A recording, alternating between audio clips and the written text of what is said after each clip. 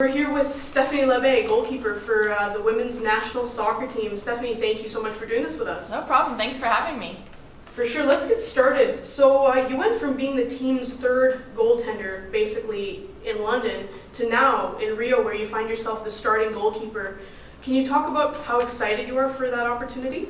Yeah, for sure. And I've been working my whole career for this, and nothing's ever come easy to me. I've had to work for many, many years, and the biggest thing for me is I'm just taking it day by day. I'm trying not to focus too much on the bigger picture of it being an Olympic Games, my first major tournament. But for me, it's all about the process and the journey, and I'm so excited that all the work that I've done is paying off now, and I'm going to get the chance to show Canada and show the world what I can do. Now, as a goalkeeper, it's such a different position. You're in the net by yourself, your teammates are sometimes down at the other end. It's a different pressure from being any other position on the team. How do you handle that? How do you approach the game mentally?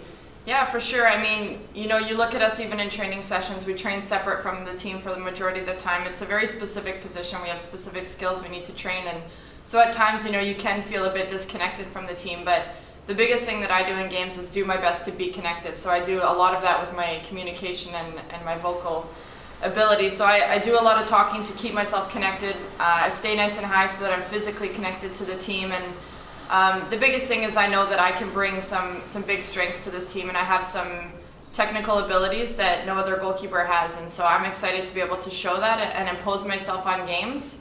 And in terms of pressure, I love it. I mean, I embrace it, and that's really what makes me come alive. And I feed under that pressure, and every time I feel that, I just feel like I come alive, and that's where I'm able to play my best. Now, goalkeepers across all sports are notorious for being superstitious and a little weird. First of all, right? Yeah, a little bit. Okay. So first of all, do you consider yourself one of those goalkeepers? And if so, what are some of your superstitions?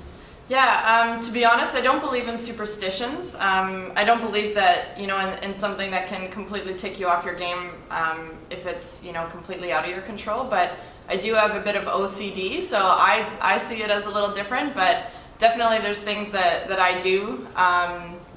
If I don't do it, I'm not necessarily not going to play well, but I'm a big, I always dress my right side before the left side, and have certain music I listen to, and I always have to meditate in the locker room right before I go out for warm-up. So there's little things that I do that no matter what happens, the bus breaks down and you only have 5 minutes in the locker room, I can still get done and I can still do it. So fantastic. Yeah. Steph, thank you so much for your time. No problem. Thank you.